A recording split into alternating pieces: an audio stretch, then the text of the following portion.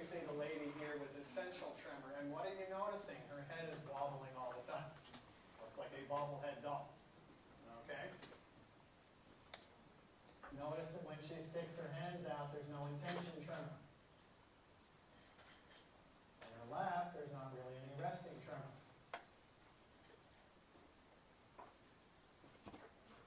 And she doesn't have ataxia. But in her case, what is her essential tremor symptom? It's just the head. And it wobbles like one of those bobblehead things. You know those guys? So, no intention tremor, no dysmetria, there's no coordination problem here. It's a hyperkinetic symptom. Too much movement on top of normal movement.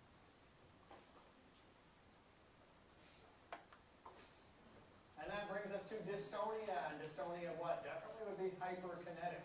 Absolutely. And it's a variety of presentations. Okay, dystonia can be sustained contractions of one muscle, sustained or repetitive contractions. So we'll see a couple of videos, but they can present in a variety of different ways. Generalized dystonia is really what we're going to be talking about, but there's a whole bunch of subtypes. Third most common movement disorder after essential tremor and Parkinson's. And typically they say lesions of the lentiform. What was the lentiform? Orbis pallidus and cutaneous, right? Absolutely.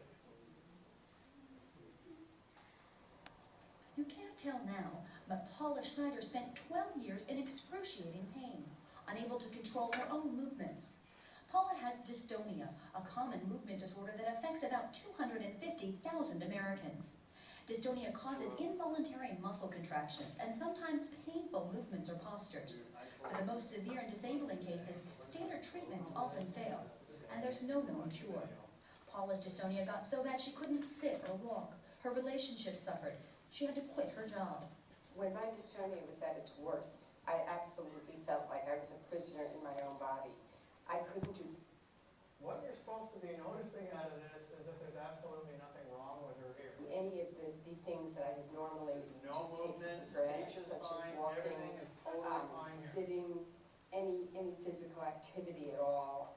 Now, Paula lives the active, independent life she enjoyed before, all thanks to brain stimulation, or Activa therapy, which uses the Medtronic brain pacemaker. Approved under an FDA humanitarian device exemption, Activa therapy is for a subset of dystonia patients with no other viable treatment. You see what I was getting at, right? Multiple sustained contractions. The muscles simply just locking up. So this guy, I mean, he can't even walk up the stairs properly with this. And we're all watching the video, right, before I get actually pissed off about saying that a whole bunch of times. Everybody good with that? Okay. Options. Persons with dystonia lose the ability to control their muscles. Their muscles contract involuntarily and uncontrollably, causing enormous pain and suffering. Activa therapy also treats some of the debilitating motor symptoms of Parkinson's disease, a movement What was wrong with that picture? Parkinson's disease, a movement disorder affecting about... Activa therapy also treats some of the debilitating motor symptoms of Parkinson's. She's got a tremor all the while she's moving, right? Her hand shaking, her head shaking the whole bit. Is that consistent with anything we talked about for Parkinson's? No. Absolutely not, right? She probably has what? For the cerebellum thing would be going all over the place, more like the essential tremor, right? So that's probably what she has on there, and they're going to treat her with probably thalamic nuclei for that. But remember, this is a TV show. Not a doctor reporting, so we can kind of understand why they might have gotten that wrong. Parkinson's disease, a movement disorder affecting about 1 million Americans, including this woman. The brain stimulation, which was initially used for tremors and Parkinson's disease, has been recently applied to the most severe form of generalized dystonia. And the preliminary results are very, very promising. Now in her case, we can see she's got bilateral stimulators, okay? And the other one, we only saw one. So it really depends on the patient and what it is they're doing. Activa therapy for Parkinson's disease or dystonia uses two pacemaker-like devices, which are surgically placed under the skin near the collarbones. They send electrical pulses through insulated wires to targeted areas in the brain. The Now, why are we going to do this after something like a pallidotomy? Because this is permanent hardware. You have an electrode sitting in your brain for the rest of your life. Hardware gets damaged, fails, infections, other problems like that. So, this thing may be done after a pallidotomy or after a surgery, because in a pallidotomy, I go in, I damage it, I take the electrode back out. Makes a lot more sense. appears to block the brain signals that cause the motor symptoms of Parkinson's. Scientists believe it works the same way for dystonia. After beginning active therapy, So in her case, you saw a huge improvement from a woman who couldn't barely move or hold down a job to completely normal again. Now, that's the problem. Not all forms of dystonia, Parkinson's, whatever, will follow this treatment. It doesn't work for everybody. Two general things we can say about dystonia: early onset is worse than late onset. So 28 is the switch over on that one. The earlier something starts, usually the worse it's going to be. So no big surprise there. So, because treatment is weird, can present in a variety of different ways, the medications are going to differ. We know L-dopa replaces dopamine. But how do we treat someone like this? Whatever seems to work the best, from antispasmodics to muscle relaxants to antipsychotics in some cases are helpful to them. They may often have to take analgesics because they're hurting something. Arms get sore when they move all the time. Why Botox? Paralytic, right? Of course that would stop things from moving. And like we saw, the surgeries are always a possibility. Okay, how many of you guys are familiar with Desiree Jennings? A former Washington Redskins cheerleader who said that her flu shot gave her dystonia. Oh, yeah.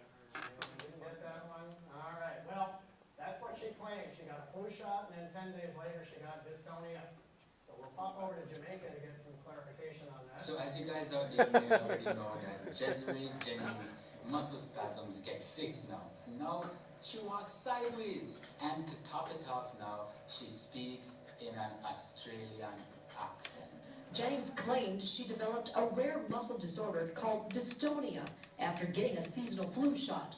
Jennings had trouble walking forward, but not walking backwards. Look at Jennings now, walking normally, playing with her dogs, shopping, and even driving. Inside Edition had been secretly taping Jennings for weeks. Jennings spoke with a foreign accent that she'd never had before. I'm from Okay, now to understand this story properly, right, this occurred about 2 years ago. And she gets this flu shot, and then she claims that she had dystonia. Okay? You know Jenny McCarthy? And you know, Miss Don't Get Your Kid Vaccinated because you want them to die by age 20 lady? All right, they jump all over this. They make her poster girl, right? Oh my God, the flu vaccine caused her to have dystonia. So Inside Edition puts this big story on TV and pumps this up and tries to get all the ratings and everything. Well, what they did was piss off the medical community. And all the doctors basically said, this is bull, S-H-I-T. There's no way the flu shot would cause accent changes or dystonia or whatever else. Well, the CDC report on her actually said it was most likely psychogenic in her mind. Inside Edition chooses to ignore all that so they can make their great TV thing. Then when they find out that it's not real, they secretly tape her for 6 months so they can have another episode exposing her change, which they promoted in the first place, right? Inside Edition had that CDC report the whole time. They wouldn't mention it. Only now do they mention it. I mean, what a quality. Good thing the show's not on anymore. Well, let's see more of Desiree. Ohio, they should not be talking like this. There's no way a flu shot can cause someone's accent to change. Absolutely not. When Inside Edition first approached Jennings in this parking lot, she seemed to be walking normally. But after their interview, she walked to her car sideways, saying it was dystonia. I want Desiree Jennings to see this video and tell us what is really going on. First, it was a set of side effects. Now, a different set of side effects. People are saying, oh, this, that, oh, this is a hoax, that's a hoax. People are saying that, oh, that. I can't get a straight answer.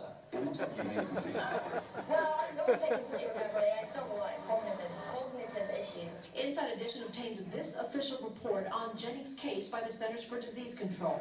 It says the admitting neurologist thought there was a psychogenic component. Psychogenic meaning a mental or psychological cause for the symptoms. Jennings calls the idea that her illness is all in her head crazy. All Leroy said my Kenton wants is a straight answer. What is going on? No. Interpretation and a different perspective on that. And since it's not real, we can make fun of it.